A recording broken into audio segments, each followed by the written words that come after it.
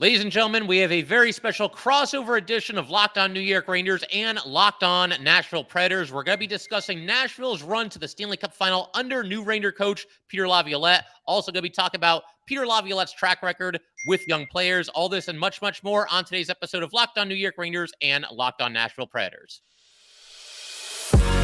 You're Locked On the New York Rangers, your daily podcast on the New York Rangers. Part of the Locked On Podcast Network, your team every day. All right, welcome back, Ranger fans and Predator fans. We do indeed have a crossover edition for you guys here today. This is John Chick with Locked On New York Rangers, joined by my good friend Nick Morgan of Locked On Nashville Predators. And both of us thank you guys, as always, for making both shows your first listen every day. We are free and available on all platforms, and we are, of course, part of the Locked On Podcast Network, your team every day. And so, Nick, figure we might as well just jump right into it here. Peter Laviolette with an interesting tenure as the head coach of the Nashville Predators, of course, highlighted by the trip to the finals during his third season there. But why don't we go back to where it all started? The Nashville Predators hire Peter Laviolette to be their new head coach. And I just want to get your thoughts. How did you react when that happened? Was he the guy for the job? How were you feeling when they initially announced that he was going to be the guy? Well, first off, John, good talking to you. Yes, Happy to be on, and hello to all the Locked On Rangers loyalists out there tuning in.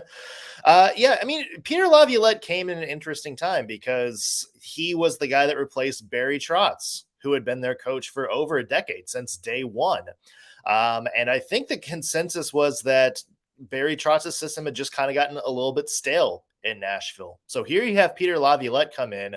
He won a Stanley Cup with the Carolina Hurricanes. He took the Philadelphia Flyers to another Stanley Cup. And I think there is just a lot of buzz about what he can do with a team like Nashville, a team with some good pieces, kind of a mix of a couple of veteran guys like Shea Weber, Pekka Rinne, Mike Fisher, and then a lot of up-and-coming young talent. That was when Roman Josi was first kind of breaking into the league, and Matthias Ekholm. So there was a lot of, I think, excitement as to what he can do with the players that the Predators had available at that specific time. So I think there was a lot of excitement when he came in as coach. And I think a lot of people were just kind of ready to try something new, a new strategy with how the Predators played.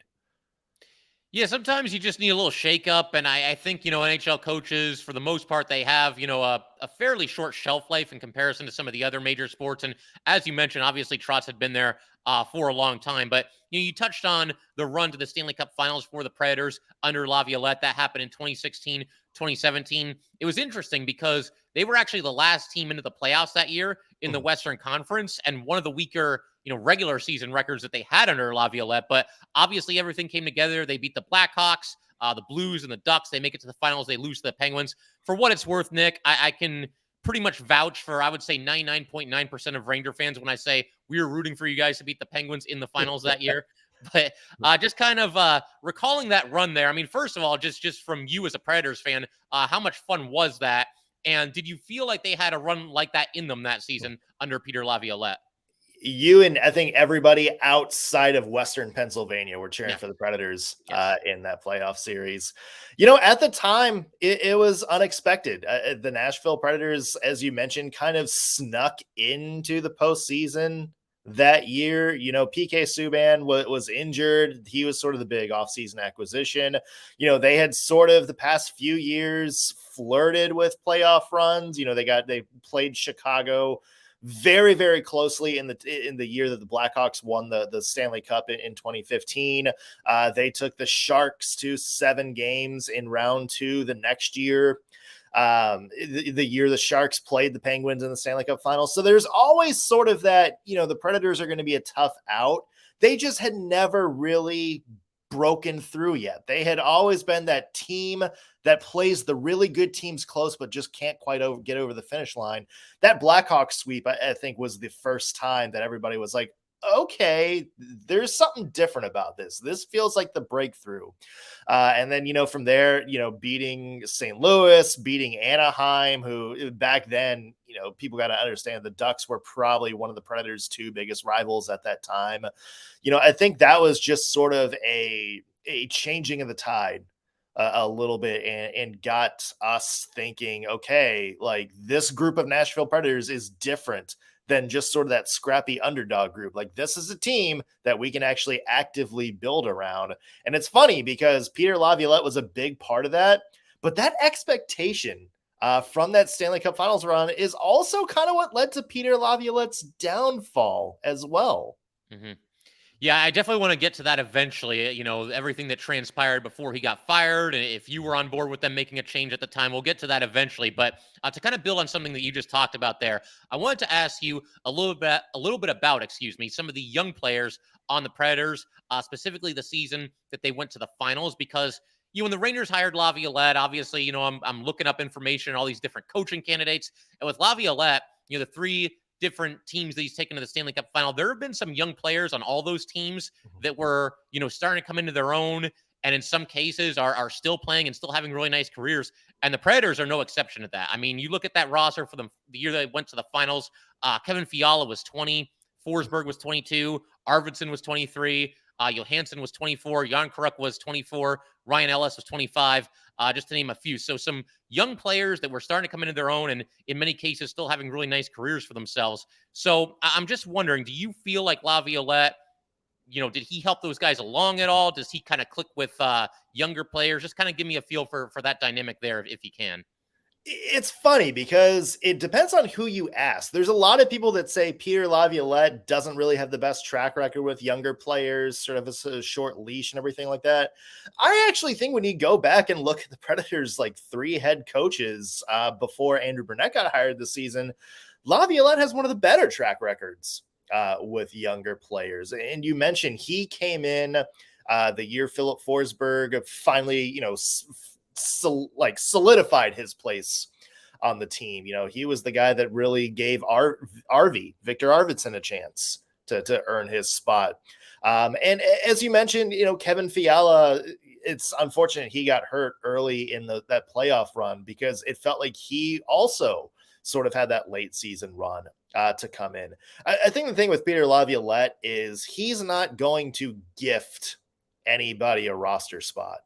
And I think maybe that was what soured some people in the Nashville Predators fan base is there's prospects that they thought should be playing, prospects that they thought should be playing a little bit better. And so a lot of people are like, oh, look at what Laviolette is doing to young players. They've hit their cap. They're not going to grow anymore, this and that.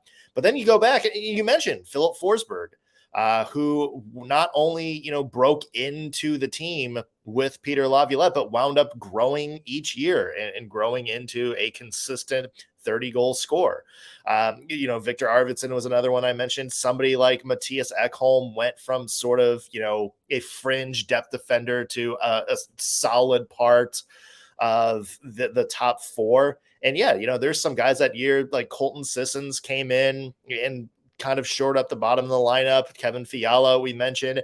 Even like when the guys started getting hurt in the playoff run, you saw guys like Freddie Gaudreau come in and Pontus Aberg have really good runs that playoff season. So no, like Peter Laviolette's not going to be like, hey, there's this top prospect. We need to play him. Here's the number 2 spot on the second line. But he's not, if there's a player like that who's playing really well, who's on a roll, who's got something going, he's not afraid to be like, okay, you've just earned more ice time. And I think that to me is how Peter Laviolette handles the younger players. Yeah, I've kind of noticed that a little bit. I can remember there was a show on, I think it was HBO, the Road to the Winter Classic, that they do every so often. I'm not even sure if the NHL still does it, but years ago, it was Rangers Flyers, and Laviolette was the coach of the Flyers, and he talked a lot about earning your next shift kind of thing. So it's good to know that he continued doing that with the Nashville Predators. One other question that I had here for sure that I definitely have to ask you about is, with Gerard Gallant as the head coach of the Rangers, obviously he kind of split the fan base a little bit. Some fans liked him, others really didn't. I'm appreciative for what he did when he was here. But one common complaint about Gallant from Ranger fans, I think, was that he was very trigger happy when it came to line combinations.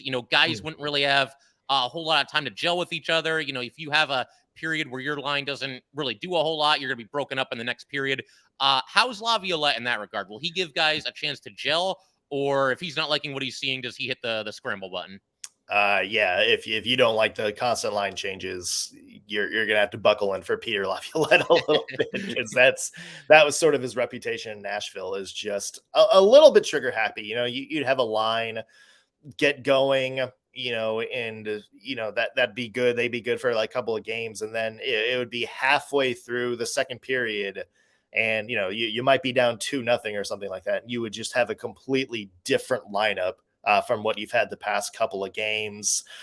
And there's a couple of ways you can look at it. You can look at it and it's like, that's just a coach trying to fire up his team, like trying to get players who play well together in certain spots. Maybe, okay, this lineup we had against, Philadelphia, it worked against Philadelphia, might be different against New Jersey, who plays a little bit different or something like that. That might be something, to expect. The other way of looking at it is just, you can't get consistent chemistry.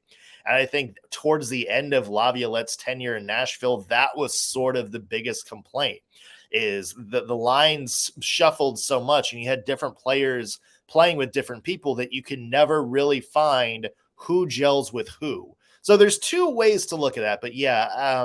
And I don't know much about how he did things in Washington, but based on his tenure in Nashville, yeah, you're going to have to deal with a couple of random line changes here and there.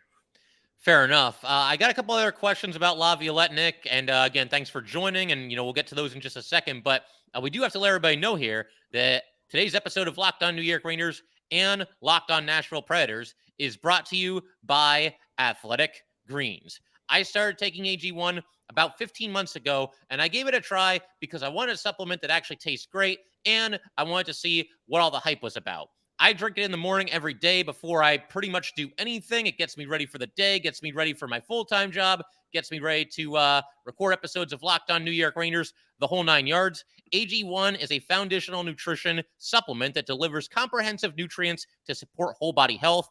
AG1 replaces your multivitamin, probiotic, and more in one simple, drinkable habit. AG1 is raising the standard for quality in the supplement category. AG1 also helps you build your health foundation first. All great athletes have one thing in common: they take care of their bodies. And a huge part of that starts with optimizing whole body health. A lot of them also drink AG1, and that's why I'm a huge fan.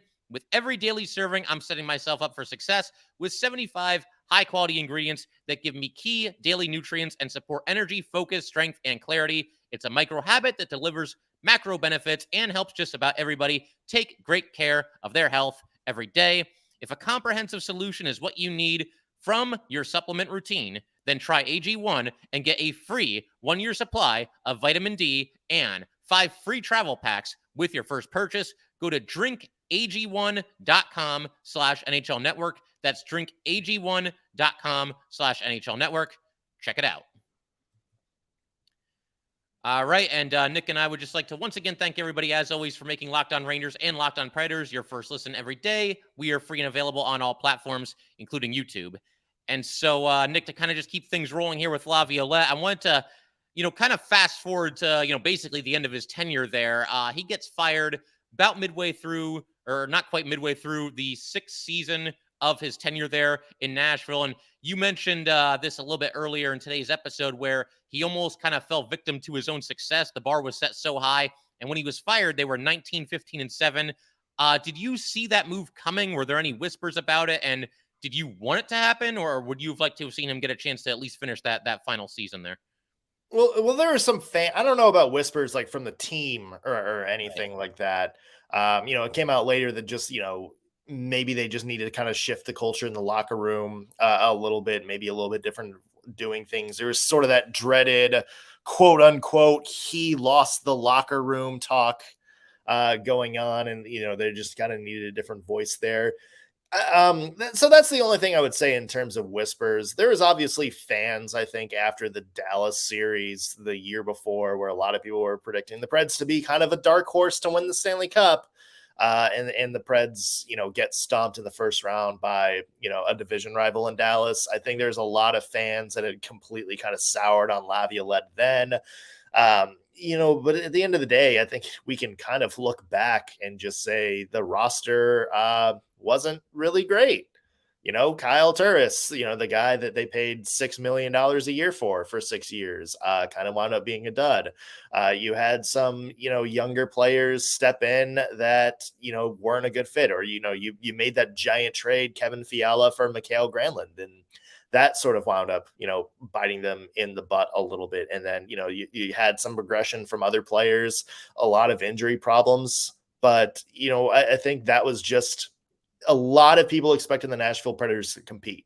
They made the Stanley Cup in 2017, 2018, 2019. They won the Central Division, and there was a President's Trophy in there too. So I think a lot of people, after they added Matt Duchene in that offseason, a lot of people were saying, okay, the Predators need to be sort of the best team, in the Central Division, or at least one of them. Like, they need to be the team that makes the run. And the fact that they had kind of just played so uninspired, it looked like, line changes every day. And then you just kind of saw signs that maybe players weren't motivated as much, or, weren't really enjoying the game, so to speak. That's, I think at that point it was just, it felt like it was time to do something else. That makes sense. And I think it goes back to what we were talking about earlier with Barry Trotz, where sometimes you just need a shakeup, you need a new voice. And, these NHL coaches, they don't last forever. Honestly, 5.5 seasons is probably longer than most of them last. So, yeah, it's interesting to hear your perspective on that. Talking about Laviolette, you've mentioned a couple of the fun moments, the good moments while he was coach of the Predators.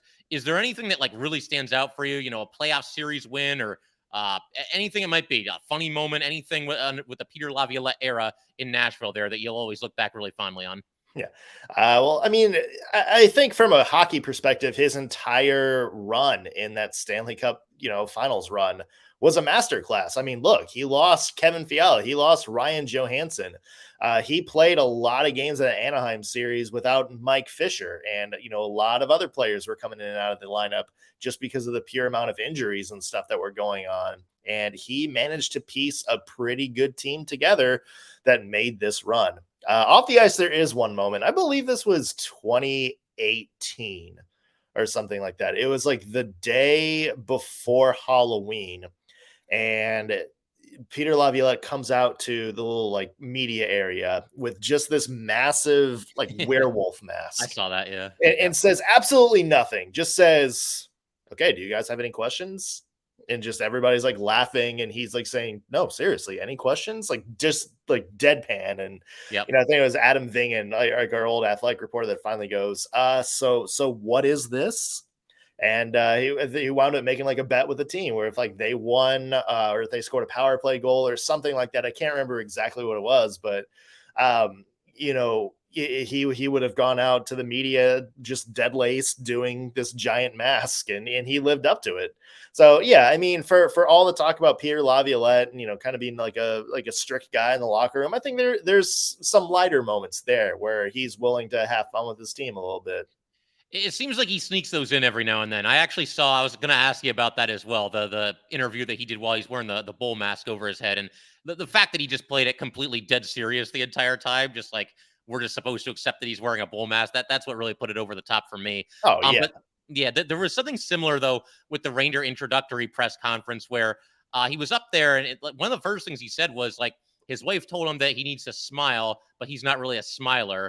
So I'm going to try. And then he did it. And it was just this weird, purposely awkward smile that he did there. And that got kind of a laugh too. So yeah, strict, but I guess he'll sneak a joke in there every once in a while. So that's good to know. Yeah. One other thing, last question about Laviolette. So it was an interesting situation because with the Rangers, obviously they're searching far and wide for their next coach and who's it going to be. And it felt like the two guys at the end who were most in the running, the two finalists, were Laviolette and also another former Nashville Predator head coach, and that was John Hines. And at that point, Ranger fans were kind of, Laviolette, I don't know, maybe this could work. He's not my favorite, but I guess he's had some success. Once those two kind of emerged as the two finalists, I think a lot more Ranger fans got on board with the idea of Laviolette being the head coach. And I'm not even convinced that wasn't the strategy by the Rangers. Get people more excited. But they go with Laviolette. Between the two of them, did the Rangers at least make the right decision as somebody who saw both of those coaches in action for a couple of years each? Oh, 100%. Yeah. Okay. Yeah. If you want to sell anybody on Peter Laviolette, have John Hines be okay. Here's plan B. Yep. Yeah. I got you. And I like John Hines as a person. Right. And I do think he did have some good moments as Nashville Predators head coach. But yeah, for what the Rangers are right now, I'm compelled to say that John Hines on the New York Rangers would have been an unmitigated disaster for you guys. Yeah, I mean, Hines eventually, I think he'll eventually get another shot. He had some initial success with the Devils. To your point, a decent season or two maybe with the Predators. But yeah, I think at that point between the two of them, I and most Ranger fans probably would have preferred Peter Laviolette. So, yep, Good that's what call. ends up happening. Yeah. And I figure in a second, Nick, we can kind of wrap up today's episode by talking a little bit about the offseason for both teams. Got a couple of questions to ask you about the Predators. They've made a couple of moves, and we'll do that in just a second. All right, so to go ahead and just kind of keep everything rolling here, want to continue and kind of close out today's crossover episode here by talking a little bit about free agency and the trade market and everything that the Rangers have done, the Predators have done.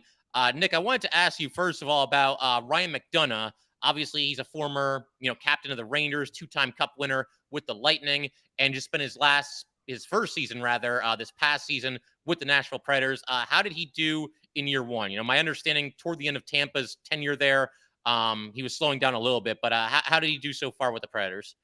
Yeah, that's another thing about Ryan McDonagh is kind of depends on how you look at it. He definitely slowed down with the Nashville Predators last year. I think if you're going back to his New York Rangers days and just that number one, puck moving two-way defenseman, that's not him anymore. But he does have a lot of value. Like he was a key contributor on that Nashville Predators penalty kill, blocked a lot of shots, still has, the quickness enough to get into lanes, use his active stick, to do takeaways and stuff like that. So he definitely has value there. And just as a leader, you hear a lot of the people in the locker room last year when just all nonsense broke loose for the Nashville Predators, and Yossi was injured, and Forsberg was injured, and Johansen was injured, and Duchesne was injured. People always talk about Ryan McDonagh being one of the loudest voices to kind of step up and carry that team. And as we mentioned, disaster happened for the Nashville Predators at the end of last year, and they still almost made the playoffs. They were one game away from getting into the Stanley Cup playoffs. So you have to give somebody like Ryan McDonagh credit for kind of steadying the ship, inspiring some of these younger out of nowhere players to step up and have really good end of the years. He's not going to be the kind of person that is, your top line guy, your top pair guy out there every other shift anymore.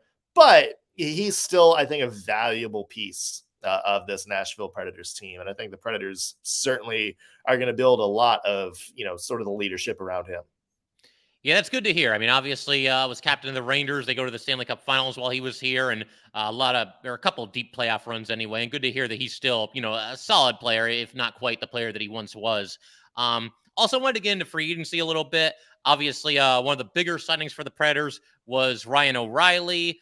He gets traded from the Blues to the Leafs at the deadline this past year. Ends up signing in Nashville, 4 years at $4.5 million per season. Just your thoughts on adding Ryan O'Reilly, who, I mean, I know they have a new coach now, but, before this season, I would say probably fits their style of play pretty well. But just your thoughts on O'Reilly. Yeah, I mean, it seems like they moved out Matt Duchesne to kind of bring in Ryan O'Reilly just as, sort of that one veteran forward piece. And you can kind of see that because Ryan O'Reilly is a different player than Matt Duchesne. He does a lot of two-way play. Something Duchesne wasn't good at. And the Predators have a lot of young players coming into the lineup next year, maybe people who are still working on their two-way games. Having somebody like Ryan O'Reilly is really going to steady that line. The other thing is that he can play in a lot of different pieces or, a lot of different places on the ice. He can be your first line center. You can bump him down to the third line and he's not going to be out of place. You can put him on the penalty kill. You can put him on the power play. You can have him on the ice at the end of the game when you're up 1-0 or down 1-0. And I think the Nashville Predators just didn't have a lot of pieces like that. You look at the end of John Hines' era, there's a lot of players that were like situational players where they're only going to be used in this spot or this spot. Ryan O'Reilly, I think, is just a good overall hockey player that the Preds can use in a lot of different pieces. And I think having somebody with his versatility is going to help this young team. Yeah, for sure. And hearing you describe him that way, and obviously, I'm pretty familiar with Ryan O'Reilly because he's been around for a while, former Cup champion and everything.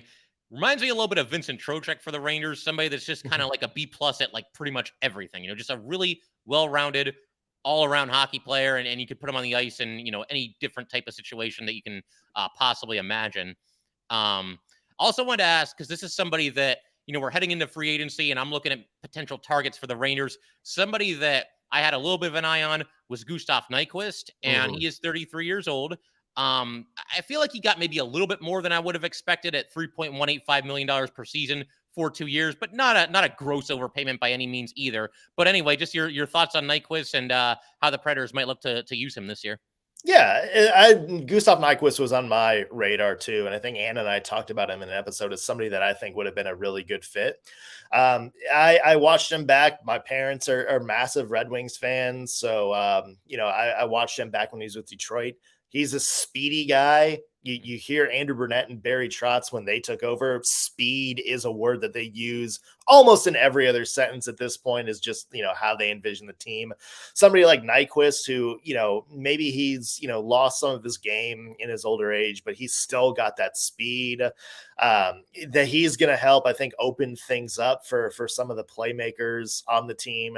We're not looking at him to be like, a top line scorer or anything like that, but looking at the way he ended the year last year in Minnesota, after kind of a bad injury-plagued run with Columbus, him coming out in the playoffs and having a really good playoffs on a good team, I think that inspired people to be like, okay, he can still be, a 40 to 50 point guy and add some depth to this Nashville Predators lineup. So I like Nyquist's game a lot.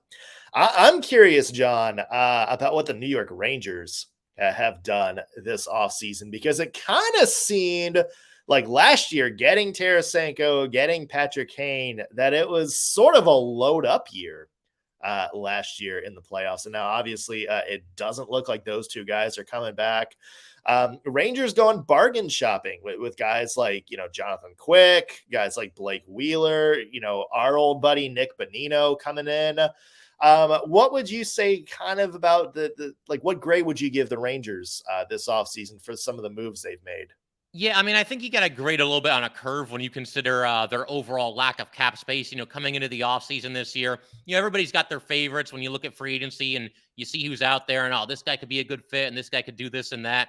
But they signed, like, in the first 2 days of free agency, they signed, I want to say 10 total players. And I think the one making the most money is making like $825,000 per season. Now, obviously, some of those guys are going to start the season in the minors. But when you add, depth forwards, guys like Nick Bonino, who obviously contributed a lot to the Penguins winning 2 cups there and also to the Predators as well. That's a nice signing. I don't think they're looking for him to come in and be a superstar. They just want him to center the fourth line. Tyler Pitlick, I feel like maybe they see him as a little bit of a replacement for Tyler Mott if they can't re-sign him, which at this point, I'm not so sure that they're going to.